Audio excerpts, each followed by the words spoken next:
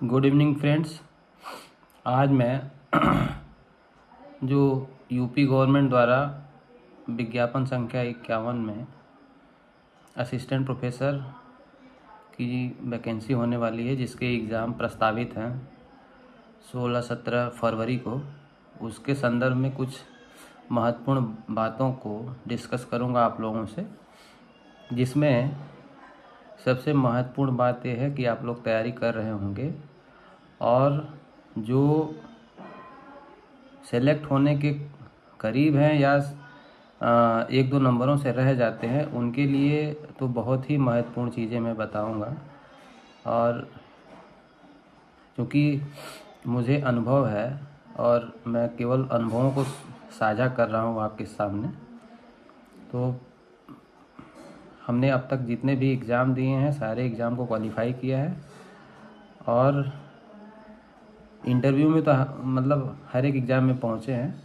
और हमने प्राइमरी से लेके जूनियर हाई स्कूल से लेके PGT, higher education assistant professor, DIET lecturer, मतलब कोई भी ऐसे एग्ज़ाम नहीं है जिसको मैंने क्वालिफाई नहीं किया है।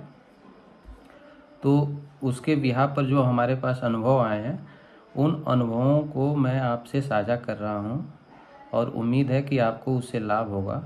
और अगर 2-4% भी आपको उससे लाभ होता है तो मैं अपने को भाग्यशाली समझूंगा कि हमने कुछ अपने अनुभव से आपको लाभ पहुंचाया।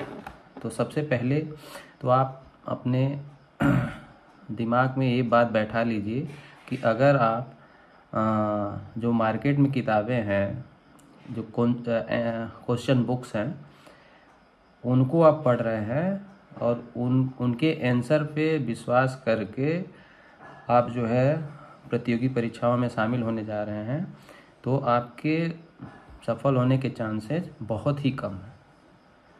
मेरा जो अनुभव है कि आपको जो है, जो नेट के पेपर आप करेंगे, जो पीजीटी के क्वेश्चन हुए हैं, पेपर हुए हैं, और जो हायर एजुकेशन के जो पेपर हुए हैं, उनके जो मूल क्वेश्चन पेपर हैं उनकी फ़ोटोकॉपी आपको किसी न किसी तरीके से, किसी न किसी माध्यम से अवेल करनी पड़ेगी।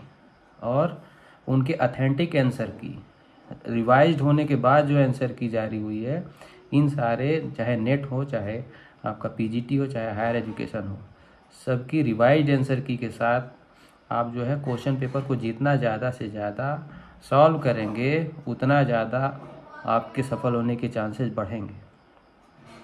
तो सबसे बड़ी प्रॉब्लम, सबसे बड़ी समस्या यही है कि आपके पास क्वेश्चन पेपर होने चाहिए और वो भी ऑथेंटिक आंसर की वाले। और जो एक्चुअल में सेलेक्ट होने वाले बच्चे होते हैं, वो समझ लीजिए, हमने जो अनुभव किया है कि अगर 100 सीटें हैं तो 1000 जो बच्चे हैं वो मतलब 1000 बच्चों में संभावना होती है सबके सेलेक्ट होने की। और उसमें से जो 500 बच्चे हैं वो इसलिए केवल बाहर हो जाते हैं क्योंकि वो गलती करते हैं। गलती इतनी सिली मिस्टेक्स करते हैं जिसकी वजह से वो 1000 से 500 हो जाते हैं। तो मैं जो जिनकी तैयारी अच्छी है उनके लिए विशेष कर मैं बताना चाहता हूँ कि वो जो सिली मिस्टेक्स करते हैं उसको ना करें। उसके लिए उनको जो प्रीवियस ईयर के पेपर हैं उनको बार बार पढ़ना है, बार बार रिवाइज करना है। ऐसा आप कभी कतई मत सोचिएगा कि जो पीजीटी के पेपर हैं वो हमारे लिए बहुत आसान है और उसको टच करने की ज़रूरत नहीं है, एक बार हमने देख लिया है वो सही है। आप मेरा विश्वास करिए कि एक क्वेश्चन आप अगर गलत करते हैं पीजीटी लेवल के, तो आप जो है, जो 1000 की भीड़ है या 1000 जो बच्चे हैं जिसमें आप अभी तक स्टे कर रहे थे, उससे आप बाहर हो जाएंगे, है ना। तो आपको ध्यान देना है कि हमको सिली मिस्टेक तो बिल्कुल भी नहीं करनी है। और जो अच्छे क्वेश्चन हैं, जो डिटरमाइनिंग क्वेश्चन है, जो हमको फाइट में लाते हैं, उसके लिए हमको जो है नेट, पीजीटी और हायर के क्वेश्चन को बार बार रिवाइज करना है। तो अगर आपके पास पेपर नहीं होंगे तो उसको मैं प्रोवाइड करा दूंगा। हमारे पास हायर के और पीजीटी के और नेट के पेपर तो सबके पास होंगे, लेकिन ऑथेंटिक आंसर की के साथ हमारे पास हायर के भी पेपर हैं, पीजीटी के भी पेपर हैं और नेट के भी पेपर हैं। तो अगर किसी को इस संदर्भ में हेल्प चाहिए तो हम बिल्कुल उसको प्रोवाइड करा देंगे। बाकी आप कतई भी इस तरीके से रिलैक्स मत होइएगा कि हम जो है पीजीटी के क्वेश्चन कम करेंगे, हायर के क्वेश्चन ज़्यादा करेंगे, और इस तरीके से आपके 2-4 मिस्टेक्स जो पीजीटी लेवल की है वो आपको दौड़ से बाहर कर देगी। तो इस पर ध्यान देने की बहुत ज़्यादा ज़रूरत है, पहली बात। और दूसरी बात ये है कि आप अपने आप को बिल्कुल कमज़ोर मत महसूस कराइएगा। देखिए, एक चीज़ दिमाग में रखिए कि तैयारी जो है, जो सेलेक्ट होने वाला होता है या जो टॉप करने वाला होता है, उसको भी नहीं पता होता है कि हम टॉप करने जा रहे हैं। उसको इवन ये भी नहीं पता होता रहता है, मतलब इस चीज़ का भी अनुमान नहीं रहता है कि हम सेलेक्ट होंगे भी कि नहीं होंगे। और आप इस गलतफहमी में मत रहिएगा कि कितनी तैयारी पर हो जाता है, कितनी तैयारी पर नहीं होता है।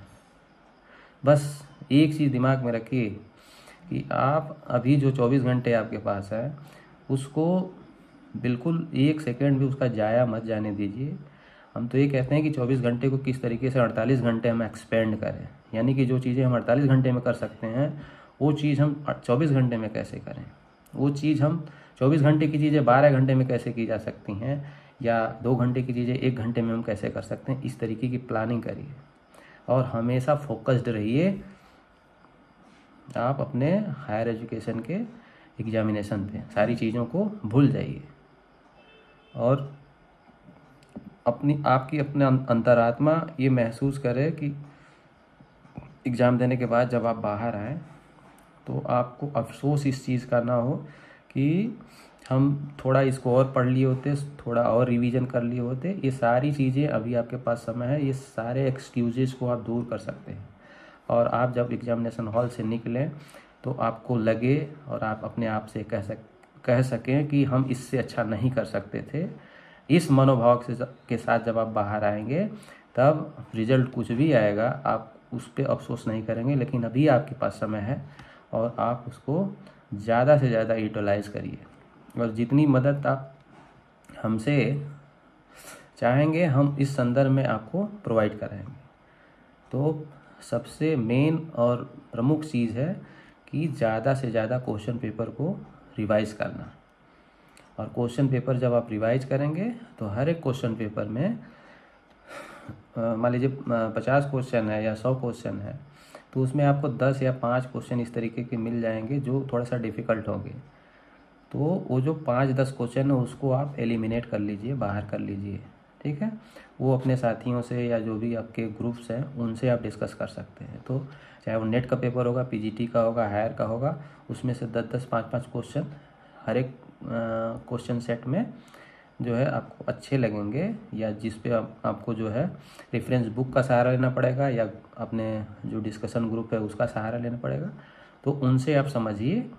और बाकी जो क्वेश्चन पेपर है ऐसा नहीं कि आपने इसको जो है एलिमिनेट कर लिया है, बाहर निकाल लिया है तो उनसे अब नहीं मतलब है, उनको भी आप दोहराते रहेंगे। तो जैसे पीजीटी है, आसान है, तो आप चाहेंगे तो एक दिन बैठ के 5-6 घंटे में जो 7-8 पेपर पीजीटी के हुए हैं सारे 7-8 पेपर को आप जो है बिल्कुल आसानी से जो है रिवीजन कर सकते हैं। इसी तरीके से हायर के जो पेपर हुए हैं, इसी तरीके से जो नेट है, नेट में थोड़ा सा कॉम्प्लिकेटेड क्वेश्चन आते हैं तो उन चीज़ों को आप जो है थोड़ा सा टाइम ज़्यादा लगेगा लेकिन उसको भी रिवाइज करिए। और दूसरी चीज़ है कि कभी भी जो है हिंदी और इंग्लिश दोनों मीडियम के प्रश्न को आप जो है देखिए, यानी एक प्रश्न आप देख रहे हैं तो उसका हिंदी और इंग्लिश दोनों को आप पढ़िए। और एग्जामिनेशन हॉल में भी आप केवल हिंदी पढ़ के आंसर देने की कोशिश मत करिए, इंग्लिश वर्जन भी एक बार जो है सरसरी निगाह से देख लीजिए, क्योंकि बहुत सारी चीज़ें जो हिंदी में लिखी होती हैं वो इंग्लिश का ट्रांसलेशन होता है और ट्रांसलेट करते समय एग्जैक्ट जो है हिंदी उसकी नहीं मिल पाती है, हिंदी के शब्द नहीं मिल पाते हैं, जिसकी वजह से बहुत सारे कन्फ्यूजिंग वर्ड जो है उसमें डाल देते हैं, जिसकी वजह से आप जो है सही आंसर करने की बजाय गलत आंसर आप टिक कर देते हैं। तो आप जब तैयारी कर रहे हैं, प्रिपरेशन कर रहे हैं, उस समय भी आपके पास आपको हिंदी और इंग्लिश दोनों वर्जन में पेपर होने चाहिए या क्वेश्चन होने चाहिए। तो जो मार्केट में आप किताबें खरीदेंगे उसमें आप तो हिंदी मिलेगा या तो इंग्लिश मिलेगा, ज़्यादातर हिंदी ही मिलता है, और आपको केवल और केवल कंफ्यूज करेगा और उससे आपको कोई मदद नहीं मिलती है। बाकी आप जो है मतलब आपके सेलेक्ट होने की संभावना बहुत ही नगण्य हो जाती है। तो मार्केट की किताबों के सहारे ना रह के आपको दिमाग लगाना है कि हमारे पास ओरिजिनल क्वेश्चन पेपर हो पीजीटी के, हायर के और नेट के। अगर नहीं मिल रहे हैं तो हम प्रोवाइड कराएंगे, आप नेट के पेपर डाउनलोड कर लेंगे, हायर के पेपर क्वेश्चन बुकलेट आपकी जो मार्केट की हैं वहाँ पर नेट के, हायर के और पीजीटी के पेपर मिलेंगे, लेकिन इंग्लिश और हिंदी वाला दिक्कत आएगा। तो आप कहीं ना कहीं से संपर्क करके उसको उपलब्ध करा लीजिए अपने लिए। नहीं होता है तो हम प्रोवाइड कराएंगे आपको। तो हिंदी और इंग्लिश दोनों में पेपर होने चाहिए और रिपीटिशन बार बार आपको करना है, बार बार करना है, और जो अच्छे क्वेश्चन है उसको निकाल के उस पर आपको मंथन करना है, रेफरेंस बुक का सहारा लेकर उस चीज़ को समझ लेना है, और इस तरीके से पूरी तैयारी के साथ आप जो है एग्जामिनेशन हॉल में जाइए। अभी समय है और हम कोशिश करेंगे कि जो है कुछ और वीडियोज़ डालें, जो क्वेश्चन पेपर के भी वीडियोज़ हम डाल सकते हैं। तो कैसे जो है हमको तैयारी करनी है, कैसे हर एक ऑप्शन पे या हर एक क्वेश्चन पे हमको जो है मंथन करना है।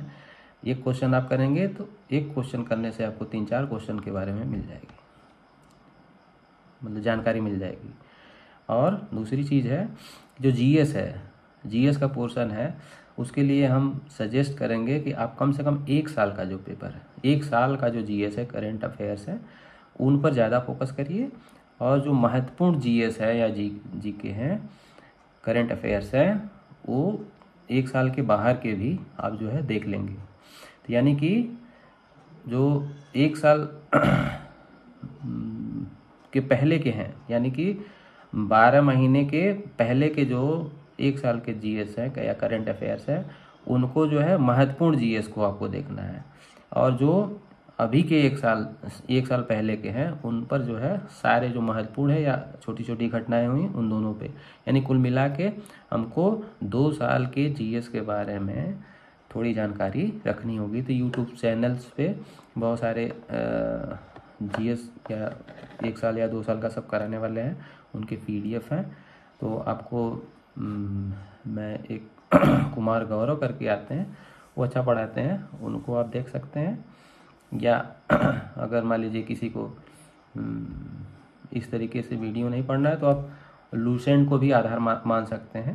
तो लूसेंट से भी जो महत्वपूर्ण चीज़ें हैं, चाहे वो ज्योग्राफी की हैं, हिस्ट्री की हैं, पॉलिटी की हैं, इन्वायरमेंटल की हैं, है ना, तो इन सब चीज़ों को आप देखकर जीएस वाले पोर्शन पे भी अपने आपको जो है कॉन्फिडेंट फील करा सकते हैं।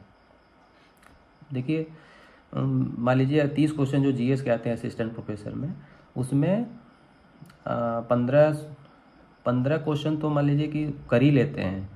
बाकी जो 15 से 25 क्वेश्चन में आपको जो है 50-50 वाले क्वेश्चन मिलेंगे, और 25 से 30 वाले जो है बिल्कुल नहीं आएंगे आपको। तो यानी 4, 5, 6 क्वेश्चन ऐसे होते हैं जो बिल्कुल नहीं आते हैं, उनको तो आपको जो है भाग्य भरोसे टिक करना ही करना है। वो भी आपकी किस्मत और आपका सेंस ऑफ ह्यूमर, ठीक है, वो आपका लक जो है वहाँ पर काम करता है। बाकी जो 25 क्वेश्चन है, 20 क्वेश्चन है, वहाँ पर आपकी पढ़ाई काम करती है। तो आप भाग्य भरोसे या लक के भरोसे नहीं, अपनी पढ़ाई के भरोसे रहेंगे तो जीएस में भी अच्छा करेंगे। और 20+ यानी कि 21, 22, 23 ये जो क्वेश्चन होंगे जीएस में, यानी 30 में अगर आप 20, 22, 25 तक कर लेते हैं तो समझिए कि आपको इंटरव्यू में भी बहुत दिक्कत नहीं होने वाली है। और जो मेन आपका सब्जेक्ट का पेपर है उसमें आप जो है मान के चलिए 70, तो मतलब दोनों मिलाकर अगर आप जो है 75 क्वेश्चन एबव रहते हैं तो आपको इंटरव्यू में भी सामान्य प्रश्न पत्र अगर रहेगा, बहुत डिफ़िकल्ट नहीं रहेगा, ना तो बहुत हार्ड ना तो बहुत एवरेज क्वेश्चन रहे, तो 75 क्वेश्चन जो है आपको सेलेक्ट कराने के लिए हमारी समझ से सही रहेंगे। और मान लीजिए बहुत आसान आ गए तो थोड़ा सा 2-4-5 नंबर बढ़ जाता है, थोड़ा सा बहुत डिफ़िकल्ट अगर आ गया तो 70 के आसपास जो है कट ऑफ जाता है। तो आप 75 जो है मान के चलिए, अगर आप जो है 20 इसमें करते हैं तो आपको सब्जेक्ट में 50 करने पड़ेंगे, मतलब 50-55। तो 20-22 इसमें हो जाएंगे अगर, तो 50-52-53। तो मान के चलिए कि 50 प्लस इसमें सब्जेक्ट में आपको करने हैं और 20 प्लस आपको जो है जीएस में करने हैं। ये जो 20 प्लस और 50 प्लस है ये आपको जो है असिस्टेंट प्रोफेसर के एग्ज़ाम में सफलता दिलवा सकते हैं। ये हमारा गेस है। Thank you. और अगर आपको जो है क्वेश्चन पेपर में कोई दिक्कत होगी तो हम उसको प्रोवाइड कराएंगे। धन्यवाद। आज के लिए इतना ही, फिर हम मिलते हैं नए टिप्स और नए एक्सपीरियंस अनुभव के साथ। धन्यवाद।